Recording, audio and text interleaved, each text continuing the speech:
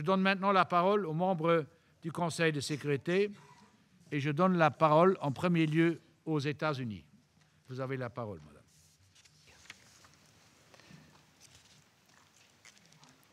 Thank you, Mr. President. Thank you, Undersecretary General Feltman. And thank you, Mr. Prime Minister, for your timely briefing. This meeting comes at a time when every day we are seeing an ever more stark contrast between the conduct of the authorities in Kyiv and the conduct of the authorities in Moscow. Let me consider each in turn. Ukraine's government is placing a priority on internal reconciliation, plans for free and fair elections, and political inclusivity. It proposed the creation of a task force to consider the possibility of enhanced autonomy for Crimea within Ukraine. Ukrainian leaders have made clear the future they wish for their people, a future of pluralism, prosperity, and dignity, a future free of corruption and cronyism, a future in which the Ukrainian people do not have to choose between East and West. The government of Ukraine has been unwavering in its pledge to honor all of its international agreements, including those covering Russian military bases. Ukraine has also shown remarkable restraint over the last few weeks with respect to the use of its armed forces. As evidenced today by the statement of Prime Minister Yatsenyuk, Ukraine's voice throughout this crisis has been one of reason, support for the rule of law, and restraint in the face of provocation. It was voted in nearly unanimously by the Rada and has since enjoyed broad support across the political spectrum, including from former President Yanukovych's former party. The government also includes representatives from across the country, east and west, north and south. Ukraine's leadership is properly focused on the needs of its people. Yesterday in Washington, the Prime Minister met with President Obama and other leaders of my government, and also with top officials of the International Monetary Fund. The Prime Minister's goal is to stabilize his country's finances, curb corruption, and lay the groundwork for progress under a new government to be elected peacefully, freely, and fairly by all the people of Ukraine on May 25th. These elections, which are just over 2 months away, will give any citizen who has a different vision for Ukraine the chance to be heard. It will give those who wish to shape Ukraine's future the chance to be elected. Ukraine's efforts to stabilize its economy and the coming elections merit the wholehearted support of every member of this council and of the broader international community. In Moscow, we see a different kind of leadership. Russia has pursued a course of military action from the outset. At the very start of the crisis, Russia massed its forces along Ukraine's border for military exercises, while supporting efforts inside Crimea to take control of Ukrainian border posts, surround Ukrainian military facilities, seize control of public facilities, and replace Ukrainian media with Russian stations. President Putin asked for and received authorization from the Federation Council to use military force in Crimea, and today there are reportedly more than 20,000 Russian troops in the region. Although Moscow justified its actions in the name of protecting ethnic Russians, Russian troops have repeatedly obstructed international monitors and mediators and denied them access, even though their task is to ensure that the rights of minorities are not violated. This is not the behavior of people who believe that they have truth and law on their side. The self-anointed Crimean leaders set a referendum date with full backing from Russia. That date was to be May 25th.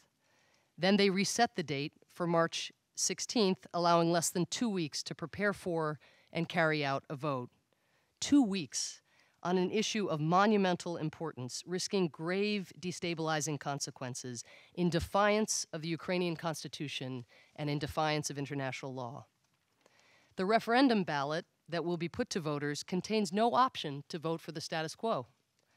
Ballots with nothing checked will reportedly be ruled invalid. As the vote approaches this weekend, the Russian military intervention continues, and we learned this morning of new military operations by Russian troops involving artillery batteries, assault helicopters, and at least 10,000 additional soldiers near the Ukrainian border. The proposed March 16th referendum on the status of Crimea is everything that the scheduled May 25th election is not. If the May 25th election offers an opportunity under the law for all Ukrainians to participate in charting their shared future, Sunday's referendum in Crimea is hastily planned, unjustified, and divisive. Ukraine's constitution requires that any change to its territory can only be achieved through a national referendum. Because the government has not authorized such a measure, the proposed balloting on March 16th would violate Ukraine's sovereignty. Any referendum on Crimea must be conducted within the bounds of Ukrainian law. Accordingly, the United States joins with others in calling for the suspension of this ill-conceived initiative, which cannot be recognized as legitimate, especially when carried out against the backdrop of a foreign military incursion. We also call on the Russian Federation to refrain from further actions in support of this dangerous undertaking. Mr. President, the only true solution to the current crisis is through diplomacy. My government strongly supports direct talks between the Russian Federation and the government of Ukraine to be conducted, if necessary, with appropriate help from the international community. Secretary Kerry will meet Foreign Minister Lavrov tomorrow in the hopes of finding a way off this path of confrontation.